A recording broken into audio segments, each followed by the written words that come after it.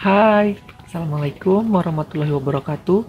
Perkenalkan, nama saya Laude Ranggakusumawardana dengan NPM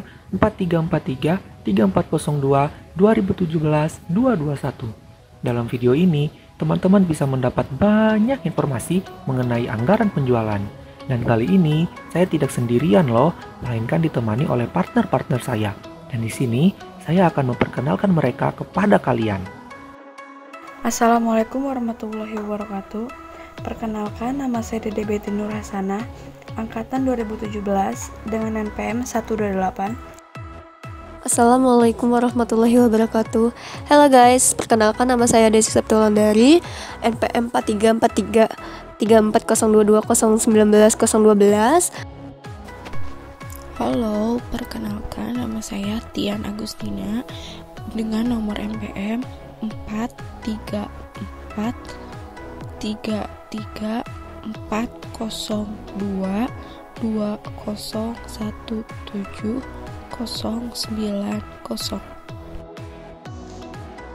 Assalamualaikum warahmatullahi wabarakatuh. Perkenalkan, nama saya Binti Stifarin dengan NPM 17265. Hai, perkenalkan nama saya Arfi Destarini, NPM 434334022017289. Oke, mereka semua adalah rekan-rekan saya yang nantinya akan menemani proses pembelajaran kalian. Yuk, kita masuk ke proses pembelajaran. Di sini saya akan menjelaskan pengertian anggaran perusahaan. Di sini ada beberapa secara umum anggaran penjualan, baik secara umum maupun secara khusus, banyak dikemukakan oleh para pakar ekonomi yang berasal dari dalam maupun berasal dari luar negeri adalah sebagai berikut. Menurut Emunandar 2001, pengertian anggaran penjualan adalah anggaran yang merencanakan secara lebih terperinci tentang penjualan perusahaan selama periode yang akan datang, yang di dalamnya meliputi rencana tentang jenis, kualitas, jumlah, kuantitas, harga barang yang akan dijual, waktu penjualan, serta tempat daerah penjualannya. Sedangkan menurut Mukijat 2000, menyatakan bahwa anggaran penjualan adalah sesuatu perkiraan yang layak tentang volume penjualan yang diharapkan. Berdasarkan dua definisi di atas, dapat disimpulkan bahwa pada dasarnya anggaran itu merupakan sebuah rencana yang dinyatakan dalam bentuk kuantitatif pada periode tertentu, biasanya dinyatakan dalam periode tahun. Di sini saya akan menjelaskan tentang kegunaan anggaran penjualan. Tujuan penyusunan anggaran penjualan adalah untuk merencanakan setepat mungkin tingkat penjualan pada periode yang akan datang, dengan memperhatikan data yang merupakan pencerminan kejadian perusahaan yang dialami pada masa lalu, khususnya di bidang penjualan. Anggaran penjualan merupakan bagian dari anggaran secara umum. Menurut M. Munandar, tahun 2001, anggaran penjualan mempunyai 3 kegunaan pokok, yaitu 1. Sebagai pedoman kerja, 2. Sebagai alat koordinasi kerja, 3. Sebagai alat pengawasan kerja yang membantu manajemen dalam memimpin jalannya perusahaan. Sedangkan secara khusus, anggaran penjualan berguna sebagai dasar penyusunan semua anggaran bagi perusahaan untuk menghadapi persaingan pasar. Karena itu, anggaran penjualan harus disusun paling awal dari semua anggaran lain di perusahaan. Menurut Welch, Hilton, dan Gordon, tahun 2000 mengemukakan bahwa manfaat dari anggaran penjualan adalah 1.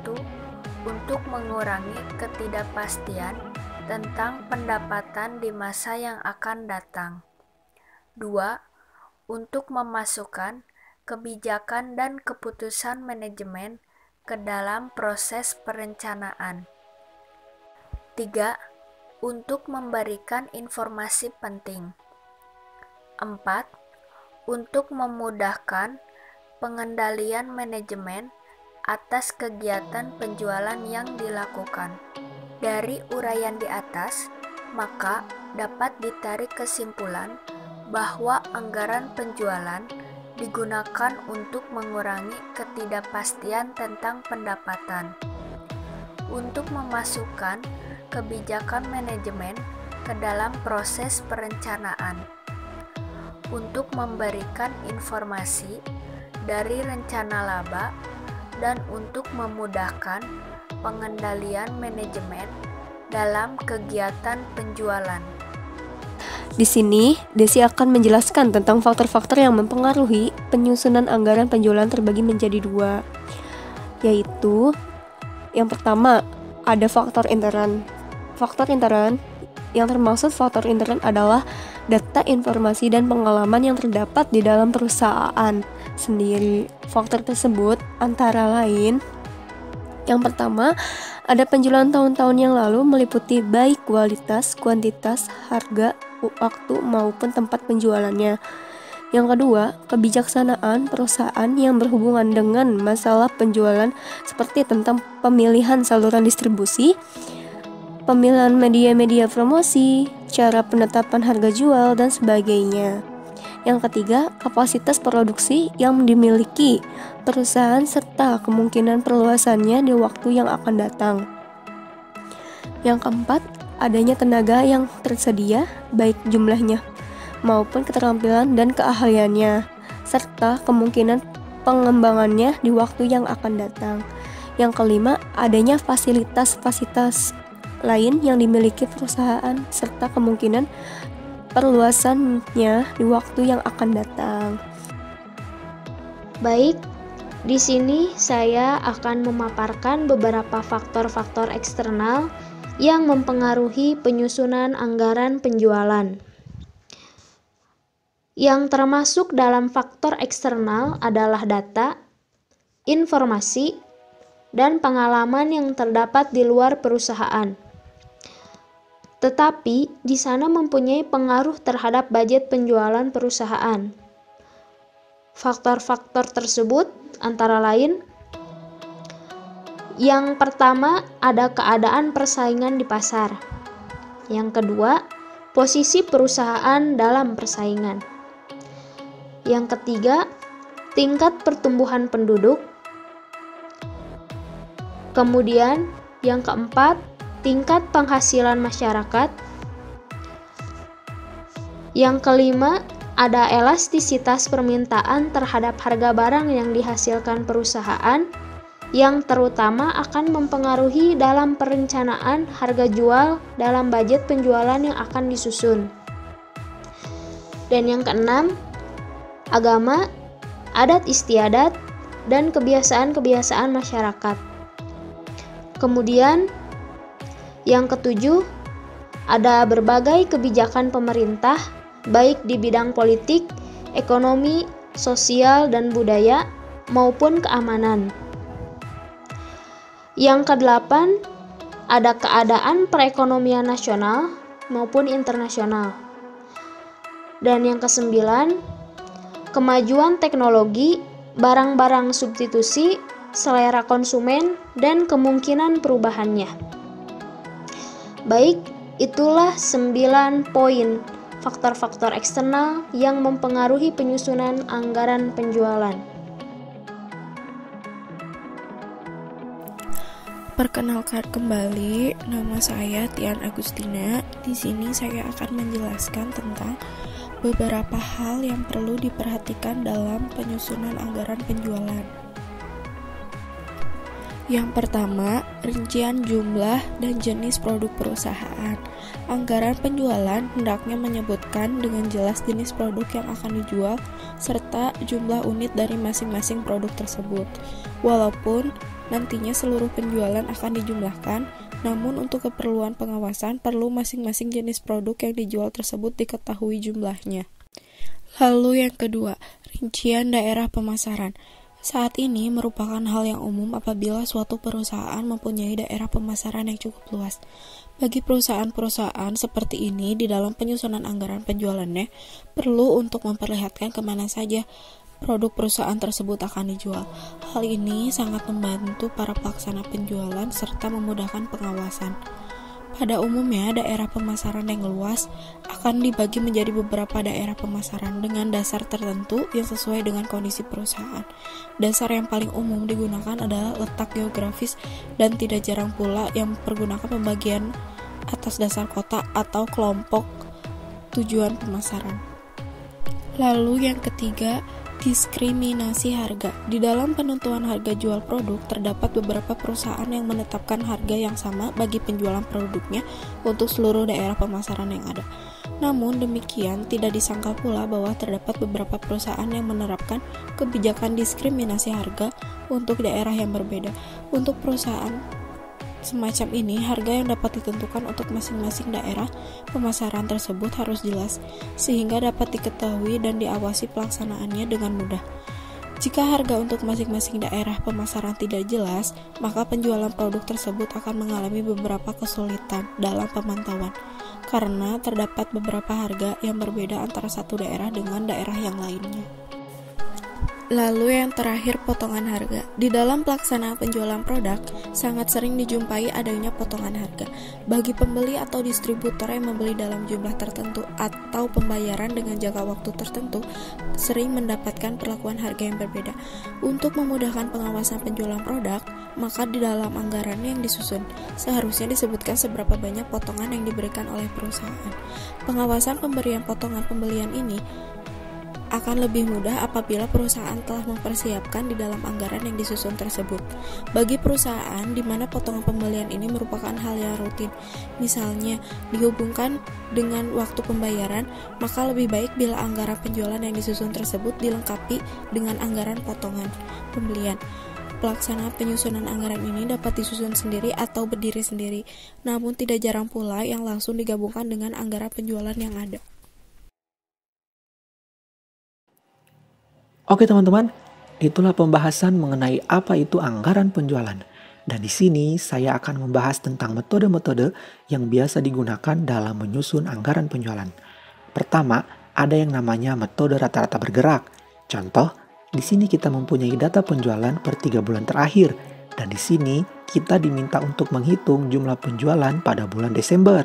Caranya sangat mudah sekali. Teman-teman hanya perlu menjumlahkan ketiga data tersebut, kemudian dibagi dengan 3. Dan di sini kita mendapatkan hasil untuk penjualan pada bulan Desember, yaitu sebesar 1.200 unit. Kenapa dibagi 3? Karena di sini kita hanya menggunakan data per 3 bulan terakhir. Jika kita menggunakan data per 5 bulan terakhir, maka hasil penjumlahan kelima data tersebut dibagi dengan 5.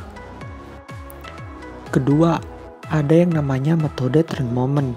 Contoh, rumus untuk metode ini adalah sigma Y sama dengan N kali A plus B kali sigma X, atau sigma XY sama dengan A kali sigma X plus B kali sigma X kuadrat. N adalah jumlah data yang dianalisis. Oke, di sini kita mempunyai data penjualan dari tahun 2003 sampai 2008, dan di sini kita diminta untuk menentukan penjualan pada tahun berikutnya, yaitu pada tahun 2009. Caranya sangat mudah. Pertama-tama, teman-teman harus membuat tabel seperti ini untuk mempermudah perhitungan. Kita asumsikan Y adalah penjualan dan jumlahkan ke 6 data tersebut. Nilai kolom X diperoleh dari pemberian skor. Karena di sini tahun awal yaitu tahun 2003, maka baris pertama diisi dengan skor 0, 2004 dengan skor 1, 2005 dengan skor 2, begitu seterusnya kemudian dijumlahkan. Untuk kolom XY diperoleh dengan cara mengalihkan baris pertama pada kolom X dengan baris pertama pada kolom Y. Contoh, 240 dikali 0 sama dengan 0, begitu seterusnya kemudian jumlahkan. Untuk kolom X kuadrat diperoleh dengan cara mengkuadratkan data tiap baris pada kolom X. Contoh, 0 kuadrat sama dengan 0. Begitu seterusnya, kemudian jumlahkan. Langkah selanjutnya, Masukkan angka-angka tersebut sesuai dengan rumus yang ada dan hasilnya untuk penjualan pada tahun 2009 yaitu sebesar 350. Ketiga, ada yang namanya metode perkiraan asosiatif. Rumus dalam metode ini adalah Y sama dengan A plus BX. Atau untuk mencari nilai A, kita bisa menggunakan rumus A sama dengan rata-rata Y dikurang B X rata-rata. Dan untuk mencari nilai B, di sini kita bisa menggunakan rumus sigma XY dikurang N dikali X rata-rata dikali Y rata-rata dibagi sigma X kuadrat dikurang N dikali X rata-rata kuadrat. Contoh, di sini kita mempunyai data penjualan dan pengeluaran iklan aktual yang terjadi selama 2003 sampai 2008. Dan di sini kita diminta untuk menentukan penjualan tas pada tahun 2009. Caranya sangat mudah. Pertama-tama, teman-teman harus membuat tabel seperti ini, di mana untuk mendapatkan kolom XY dan kolom X kuadrat sama seperti pada metode trend moment. Kemudian, jumlahkan tiap kolom untuk memperoleh sigma dari tiap kolom. Di sini, teman-teman hanya perlu mencari rata-rata pada kolom X dan Y, yaitu dengan cara menjumlahkan semua data pada kolom Y atau X, kemudian dibagi dengan jumlah tahun. Jika semua angka yang sesuai dengan rumus telah ditemukan, langkah selanjutnya tinggal melakukan penghitungan. Dan pada tahun 2009 diperoleh penjualan sebesar 2.227.477.500 rupiah. Terakhir, ada yang namanya metode analisis industri. Contoh, rumus dalam metode ini adalah penjualan tahun yang akan dianalisis sama dengan penjualan industri tahun yang akan dianalisis dikali pangsa pasar tahun yang akan dianalisis. Di sini kita mempunyai data penjualan produk selama periode 2003 sampai 2007. Dan di sini kita diminta untuk mencari jumlah penjualan pada tahun 2008. Caranya sangat mudah sekali. Pertama-tama, teman-teman harus menentukan pangsa pasar dari setiap tahun. Cara untuk menentukan pangsa pasarnya, contoh, di sini pada tahun 2003, penjualan per unitnya itu adalah 10.000 dan penjualan industrinya adalah 100.000. Cara untuk menentukan pangsa pasarnya, teman-teman tinggal bagi 10.000 dibagi dengan 100.000 dan dapat diperoleh hasil yaitu sebesar 10%. Begitu pula sampai pada tahun 2007. Jika teman-teman sudah mencari pangsa pasar dari tahun 2003 sampai tahun 2007, langkah berikutnya yaitu teman-teman mencari rata-rata pangsa pasar dari tahun 2003 sampai 2007 tersebut. Caranya sangat gampang sekali. Teman-teman hanya perlu menjumlahkan setiap pangsa pasar dari tahun 2003 sampai 2007, kemudian dibagi dengan 5. Kenapa dibagi 5? Karena di sini kita mengambil data 5 tahun terakhir. Berikutnya, teman-teman hanya perlu memasukkan angka-angka tersebut sesuai dengan rumus. Jika semua angka telah dimasukkan, berikutnya kita memperoleh hasil yaitu penjualan pada tahun 2008 di sini sebesar 23.537 unit.